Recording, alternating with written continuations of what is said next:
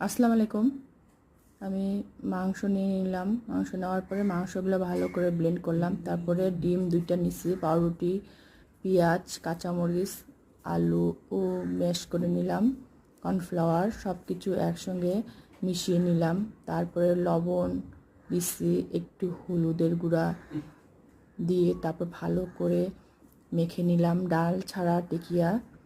তারপরে আমি ভেজে নিলাম। আমি কিছুদিন আগে সস করছিলাম নিজের হাতে, সেই সস দিয়ে আমি টিকিয়া খাচ্ছি। বাহ, কি মজা! আল্লাহ হাফেজ। আসসালামু আলাইকুম।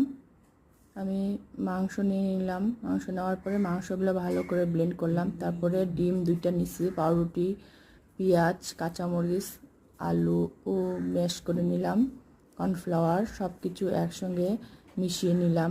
তারপরে লবণ দিচ্ছি, একটু হলুদের গুঁড়া দিয়ে তারপর ভালো করে